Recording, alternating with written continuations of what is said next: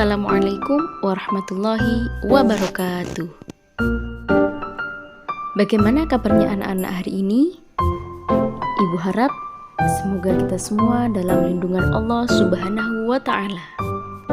Sebelum pelajaran kita mulai, marilah kita berdoa terlebih dahulu agar diberi kemudahan dalam belajar.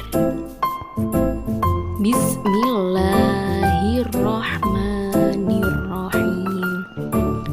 Raditu billahi robba wa bil islami dina wa bi muhammadin nabiyya wa rasula rabbi zidni ilma warzuqni fahma amin. Materi kita hari ini yaitu tentang mari belajar Al-Quran Surat At-Tin. Orang Islam yang membaca Al-Quran tergolong manusia beruntung dan istimewa. Kenapa demikian? Karena Al-Quran adalah mukjizat terbesar dan teristimewa di antara mukjizat yang diterima oleh Nabi Muhammad SAW. Dari sekian banyak mukjizat yang diturunkan Allah Subhanahu wa Ta'ala kepada para rasulnya, Al-Quran inilah yang sampai kepada kita bahkan hingga hari kiamat nanti. Mari kita baca surat At-Tin bersama-sama. A'udzu billahi minasyaitonir rajim. Bismillahirrahmanirrahim.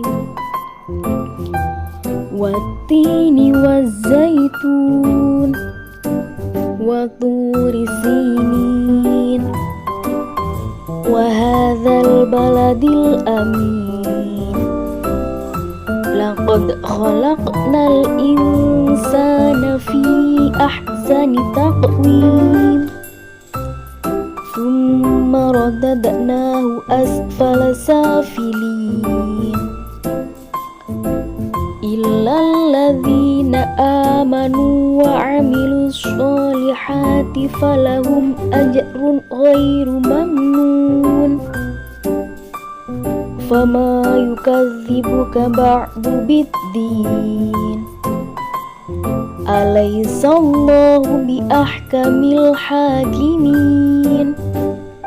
Shadaqallahul azim. Mengapa dinamakan surat At-Tin?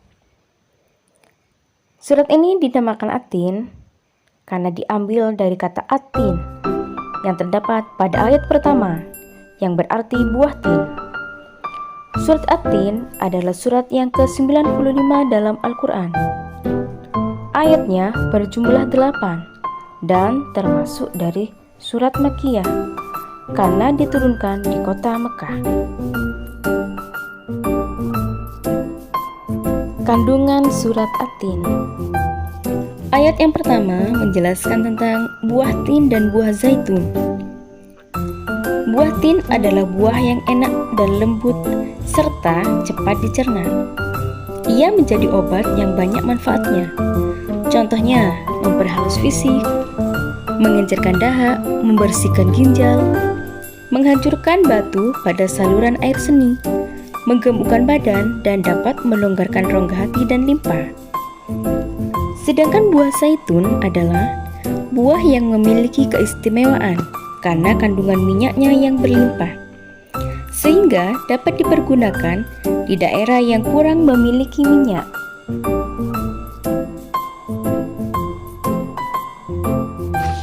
Ayat yang kedua, dan demi Gunung Sinai.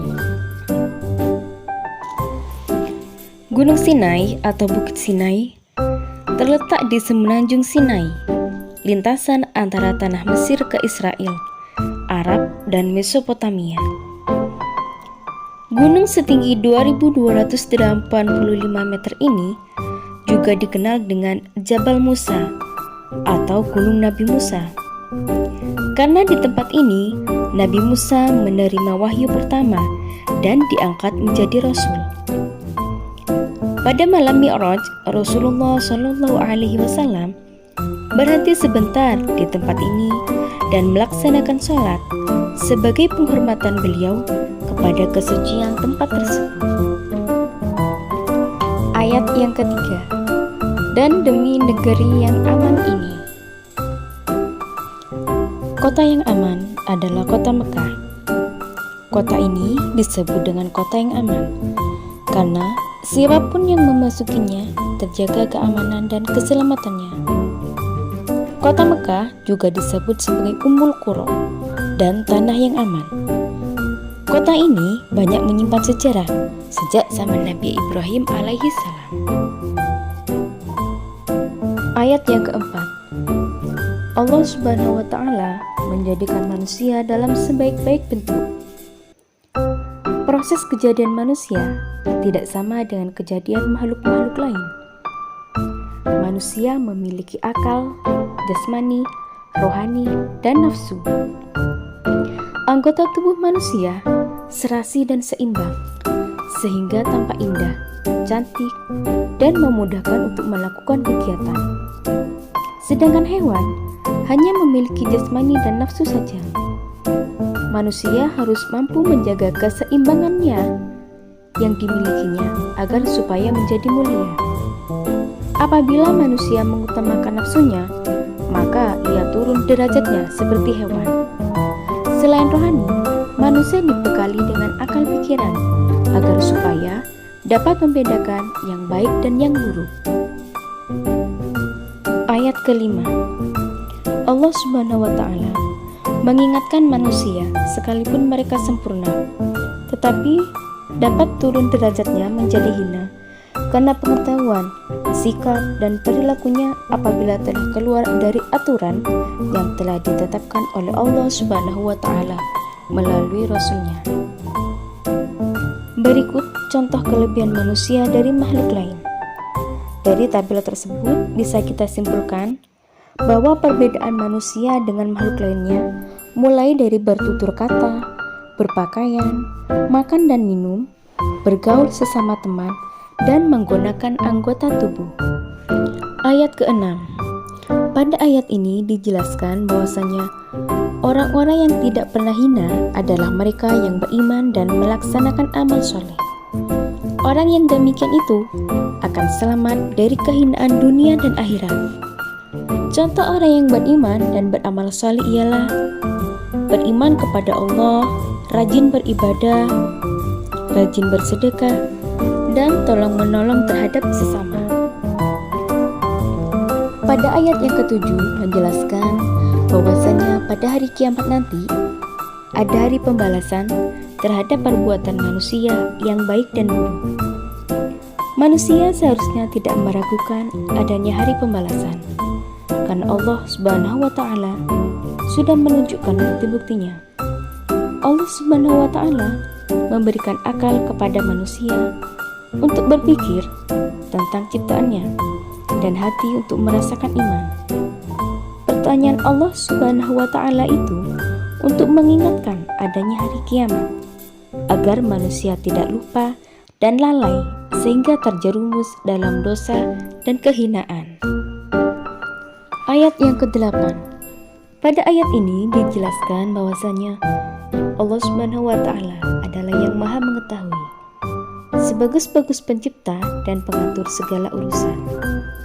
Allah Subhanahu wa Ta'ala yang memberi keputusan atas segala persoalan.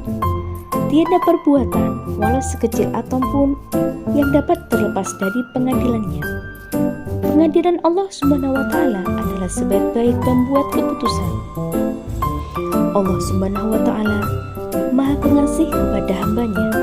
Ia senantiasa mengingatkan agar manusia tidak lupa diri. Jika ternyata manusia masih melakukan dosa, maka karena keadilannya, manusia akan menanggung akibat dan pembalasan atas dosanya itu. Allah Subhanahu wa Ta'ala juga telah menyiapkan kenikmatan bagi orang yang menjalankan syariatnya. Setelah selesai menyimak penjelasan materi tersebut, silakan kerjakan soal berikut ini.